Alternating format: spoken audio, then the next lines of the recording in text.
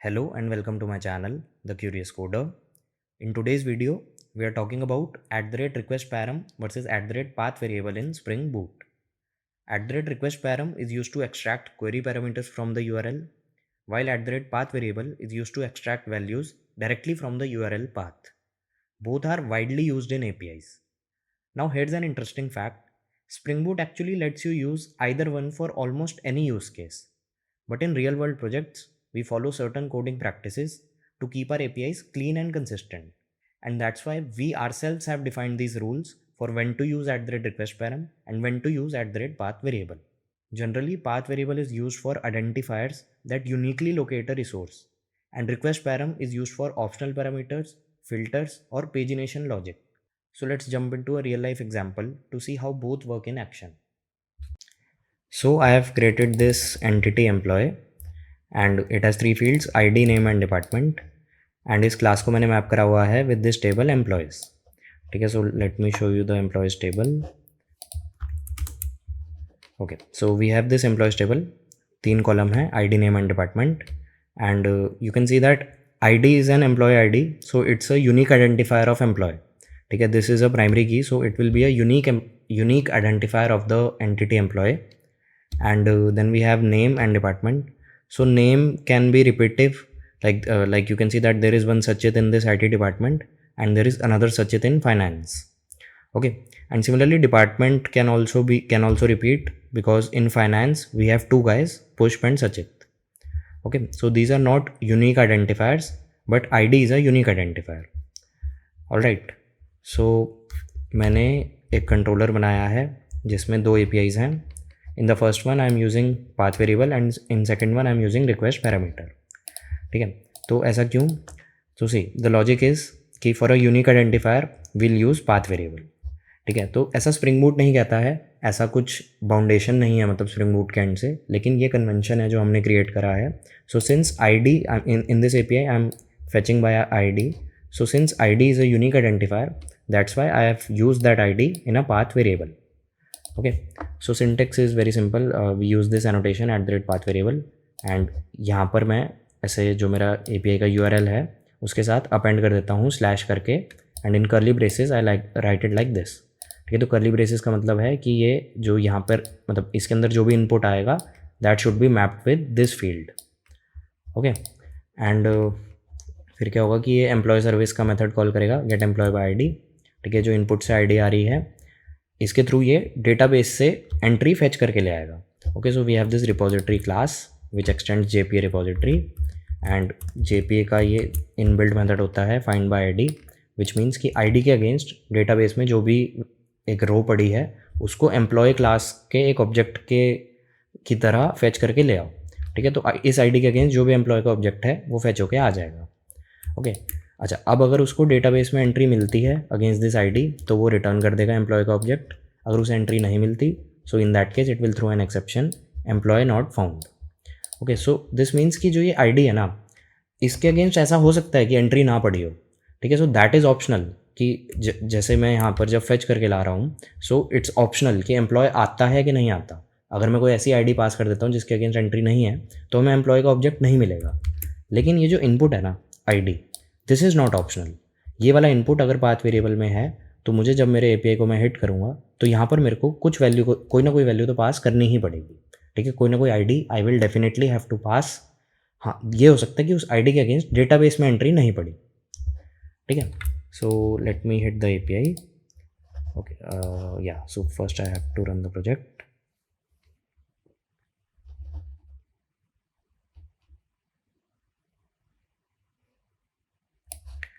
Great, so it started on 8080. And कैसे हम path variable का सिंटेक्स क्या होता है, सिंपल स्लैश एम्प्लॉय, एंड यहाँ पे मैंने बस ID पास कर दी. ठीक है, ग्रेट, तो ID 1 के अगेंस्ट जो एम्प्लॉय का ऑब्जेक्ट था वो यहाँ पे आ जाएगा. ओके, नाउ यहाँ पे हमने रिक्वेस्ट पैरामीटर की यूज़ करा है बिकॉज मैंने एक API बनाया जो बोल रहा है कि एम्प्लॉयज़ की लिस्ट को फेच करके ले आओ. ठीक है, एंड इसमें हमने एक इनपुट पैरामीटर लिया है डिपार्टमेंट. तो मैं कह रहा हूँ कि इस पर्टिकुलर डिपार्टमेंट के जो एम्प्लॉयज़ हैं उनको फेच करके मेरे को भेजना है इस API के रिस्पॉन्स में. ठीक है, एंड इसके अलावा मैंने एक और चीज़ क्या करी है कि ये वाला भी जो डिपार्टमेंट पैरामीटर है इसको भी मैंने रिक्वायर्ड फॉल्स लिया है। दैट मीन्स कि ये वाला जो इनपुट है ना, this is now optional. Okay, ये आईडी की तरह नहीं है कि हमें इसे भेजना ही है, दिस इज़ ऑप्शनल। एंड इसको हम कैसे यूज़ करेंगे, ये मैंने जो सर्विस में मेथड लिखा है इसमें मैंने ये लॉजिक लिखा है कि if department is not null and department is not empty, यानी कि जब मैं एपीआई को हिट कर रहा हूँ तो मैं डिपार्टमेंट के अगेंस्ट कुछ वैल्यू पास कर रहा हूँ। सो इन दैट केस जो रिपोजिटरी से फाइंड बाय डिपार्टमेंट कॉल करो। Okay, so find by department का मतलब ये है कि select star from employee where department is equal to this input department. ठीक है, तो डिपार्टमेंट के बेसिस पे मैं डेटा को फेच करके ला रहा हूँ कि एक पर्टिकुलर डिपार्टमेंट के ही एम्प्लॉयज़ मुझे चाहिए। लेकिन अगर ये इनपुट पैरामीटर हमें नहीं मिलता है, इफ़ इट इज़ नल और इफ़ इट इज़ एम्प्टी, मतलब एम्प्टी स्ट्रिंग अगर हम भेज देते हैं, तो इन दैट केस सारे के सारे एम्प्लॉयज़ को फेच करके ये ले आएगा। ओके, सो जब हमारा यूज़ केस ऐसा होता है ना, मतलब ऐसे टाइप का जो हमने इस एपीआई में करा है, तब हम रिक्वेस्ट पैरामीटर को यूज़ करते हैं।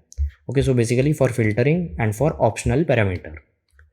ऑलराइट, तो जनरली अगर आप देखो ना, आप कोई भी डैशबोर्ड जब देखते हो तो उसमें इसी तरीके से एपीआई लिखा होता है। क्या होता है कि जैसे आपने मान लेते हैं कि कोई एम्प्लॉयज़ का ही डैशबोर्ड है, तो जब आप उस डैशबोर्ड को ओपन करते हो तो सारे के सारे एम्प्लॉयज़ आपको लिस्ट डाउन हो जाते हैं। ठीक है, तो उसके लिए यही वाला एपीआई हिट होता है। उसमें डिपार्टमेंट की जो इनपुट है उसमें कुछ पास नहीं करा हुआ है। ठीक है, उसको नल पास करा हुआ होगा, मतलब फ्रंट एंड जब बैक एंड को हिट करेगा तो वो नल पास कर देगा। लेकिन जनरली ऐसे डैशबोर्ड्स में फ़िल्टर लगाने का ऑप्शन होता है। तो लेट से वहाँ पे एक फ़िल्टर है जिसमें आपने सिलेक्ट करा कोई पर्टिकुलर डिपार्टमेंट, लेट से आपने आईटी डिपार्टमेंट या आपने फाइनेंस डिपार्टमेंट सिलेक्ट कर लिया, तो क्या होगा कि फ्रंट एंड जो है वो डिपार्टमेंट के अंदर आईटी की वैल्यू भेजेगा। सो इन दैट केस जो उस डैशबोर्ड में हमें दिखेगा वो फिल्टर डेटा दिखेगा सिर्फ उस आईटी डिपार्टमेंट का, है ना। सो लेकिन आप देखो दोनों काम एक सिंगल एपीआई से ही हो जाएंगे, हमें ऐसे सेपरेट एपीआई लिखने की ज़रूरत नहीं है। चाहे मेरे को सारे एम्प्लॉयज़ लिस्ट डाउन करने हो, चाहे मुझे किसी पर्टिकुलर डिपार्टमेंट के लिस्ट डाउन करने हो, दोनों के लिए एक सिंगल एपीआई ही इनफ है। ठीक है, सो ये फ्लेक्सिबिलिटी हमें रिक्वेस्ट पैराम प्रोवाइड करता है। Alright, so let me show you request params कैसे करते हैं। पहले मैं ये हटा देता हूँ एंड यहाँ पे I will add it like this department and let's say the department is finance. ठीक है, तो फाइनेंस डिपार्टमेंट की जो दोनों एंट्रीज़ हैं वो हमें मिल जाएगी। एंड अगर मैं इसको चूज़ नहीं, अच्छा हाँ, एक चीज़ मैं बता दूँ, जो मैं यहाँ पे ऐड करता हूँ बेसिकली वो उसका सिंटेक्स ऐसे बन जाता है, क्वेश्चन मार्क ऐड होता है एंड उसके साथ हमारा ये जो की वैल्यू पेयर है ये ऐड हो जाता है। ठीक है, एंड अगर मैं इसको हटा देता हूँ, लेट से मैं ऐसे ही हिट करता हूँ इसे सिर्फ, तो आप देखो सारे एम्प्लॉयज़ इसमें आ गए। ओके, हमारी पांचों एंट्रीज इसमें विजिबल है।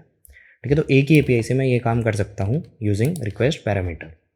नाउ जो कि मैंने शुरू में बताया था कि ऐसा नहीं है कि स्प्रिंग बूट हमें अलाउ नहीं करता पाथ वेरिएबल की बजाय रिक्वेस्ट पैराम को यूज़ करने का। ठीक है, तो ये वाला जो काम मैं यहाँ पे कर रहा था ना, यही सेम काम मैं रिक्वेस्ट पैरामीटर से भी कर सकता हूँ, उसमें कोई भी प्रॉब्लम नहीं है। ये बस एक कन्वेंशन है कि यूनिक आइडेंटिफायर के केस में हम ऐसा करते हैं। ओके, तो मैं एक बार वो भी दिखा देता हूँ, @request parameter, and instead of writing it like this I'll just write it like this.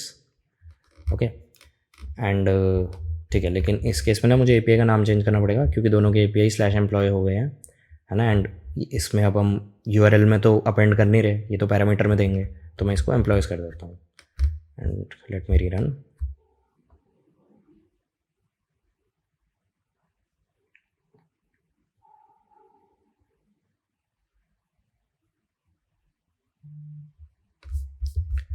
Alright, so I'll make it employees and I'll create a parameter ID and I'll pass 1. ठीक है, so you can see कि this also works perfectly. ठीक है, इसमें कोई issue नहीं है, but again जो कन्वेंशन है वो हम जनरली फॉलो करते हैं, तो दैट्स वाई यहाँ पे हमें पाथ वेरिएबल ही यूज़ करना चाहिए। Alright, now I take one more example. Let's say we want to fetch employee on the basis of name as well as department. ठीक है, अभी जैसे हमने यहाँ पे आईडी के बेसिस पे फेच करा, यहाँ पे डिपार्टमेंट के बेसिस पे let's say I want to fetch by name and department. ठीक है, तो what should I use now? Okay, path variable या फिर रिक्वेस्ट पैराम। सो देखो, जनरली आप इस टॉपिक पे कोई भी वीडियो देखोगे या आप कहीं पे भी पढ़ोगे तो यही एग्जांपल हर कोई बताता है कि for ID we use path variable and for any optional parameter we use request param. ठीक है, लेकिन इससे पूरी तरह से क्लैरिटी नहीं होती, बिकॉज इससे ऐसा लगता है कि आईडी के केस में तो हम पाथ वेरिएबल यूज़ कर लेते हैं, उसके अलावा कुछ भी है तो हम रिक्वेस्ट पैराम यूज़ कर लें। ठीक है, but it's not actually correct, पूरी तरह ऐसे नहीं होता। कन्वेंशन क्या बोलता है कि यूनिक आइडेंटिफायर के लिए हमें पाथ वेरिएबल यूज़ करना है। ठीक है, तो लेट्स से कि जो हमारा ये डेटाबेस है इसमें अज्यूम कर लेते हैं कि name and department when they are combined then it's a unique entity. Okay, for example मैं समझाता हूँ अच्छे से।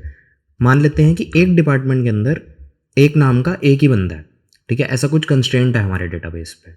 Okay, so like here you can see कि आईटी में we have Sachit, in tech we have Kunal, and Sachit is repeating but it's from a different department. ठीक है, तो इन दोनों का कॉम्बिनेशन जो है वो यूनिक है। ओके, सो ऐसा अज्यूम कर लेते हैं कि ऐसा हमारा डेटाबेस है। तो in that case I can use a combination of name and department as a unique identifier, and so that's why I should use path variable for that. ठीक है, so like this name and department, I can use multiple path variables in a single API URL. Okay, so path variable will be string name,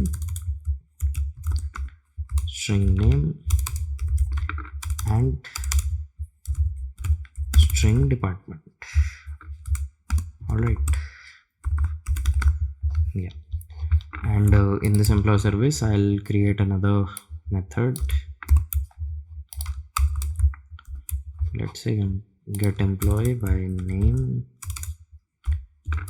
and department, and here I'll take two parameters, basically two arguments, string name and string department. ठीक है, and इस repository class में भी I will create not here in employee repository I'll create another method find by name and department. ठीक है, तो ये दोनों को यूज़ करके फेच करके लेके आएगा value, and since it will be a unique value so I don't need a list, I will take a single employ.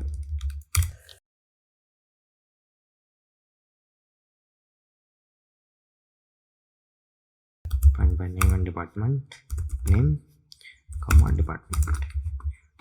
Alright, and here I will return a single employee. ठीक है, so this is a method that I created, and इसको मैं controller से अब call कराऊंगा। Okay, let's assume कि database में entry है, ऑप्शनल वाली चीज़ नहीं, मतलब ये जो एक्सेप्शन वगैरह नहीं थ्रो करते। I just want to show you the use case of path variable, मतलब multiple path variables in a single API. ठीक है, तो मैंने क्या करा, मैंने ये मेथड बनाया जिसमें हम नेम एंड डिपार्टमेंट दोनों से फेच करके लेके आ रहे हैं, एंड एम्प्लॉय भी मैंने ऑप्शनल नहीं लिया, मैं मान के चल रहा हूँ कि डेटाबेस में एंट्री पड़ी होगी, एंड रिपोजिटरी में मैंने एक मेथड क्रिएट कर दिया। तो इस तरीके से मैं दो पाथ वेरिएबल्स को एक ही एपीआई यूआरएल में अपेंड कर सकता हूँ लाइक दिस, एंड यहाँ पे मैंने को इधर भी एनोटेशन लगाना पड़ेगा @path variable. ओके, सो लेट मी रीरन।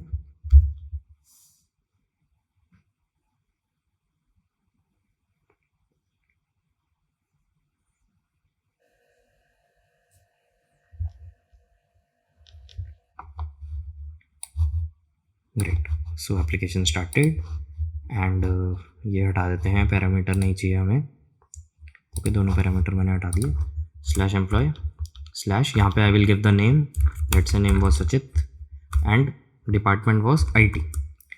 ठीक है, तो मैं चेक कर लेता हूँ, yeah Sachit and IT, and now if I hit the API, great. तो आप देख सकते हो कि ऐसे हमें सिंगल एम्प्लॉय ऐसे भी फेच हो जाएगा। ठीक है, so for this use case as well we should use path variable.